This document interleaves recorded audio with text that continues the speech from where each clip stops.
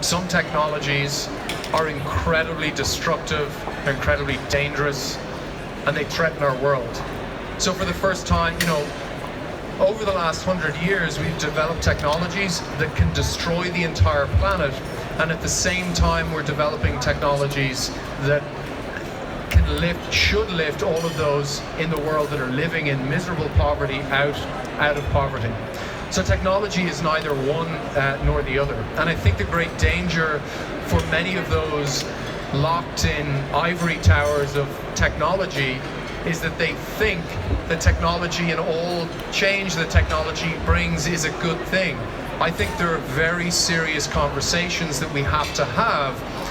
There are protests in my country and other countries between ride-sharing apps and taxi drivers about who should be allowed drive cars. And that's important. That's a really important debate. But a far scarier and more important debate is what happens when we don't need drivers anymore? What happens when we don't need lots of other types of workers?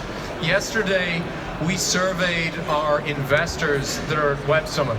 There's some of the leading investors from all over the world, and we asked them a very simple question.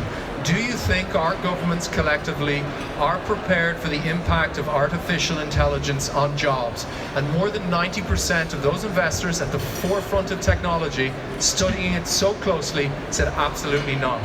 That's terrifying. And there's only so much we can do. We're trying to start more of those conversations by putting the policymakers and politicians from Europe and from elsewhere together with those building the companies that are going to just take away millions of jobs. But right now, our governments, our societies are not prepared. And that means that the future is so uncertain. What's going to happen over the next 5 years? It's no longer just going to be a simple debate about should there be this type of driver or this type of driver. It's like, oh my God, what do we do when millions and millions of people in Europe no longer have a job, have a skill that will ever enable them to get a job again?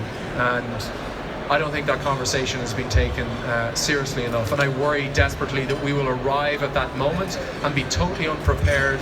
Our societies, especially in Europe, are more fragile than they probably have been ever since World War II. We are dealing with huge problems. There's political meltdowns, it seems, in country after country, and it's a scary future that we're staring into.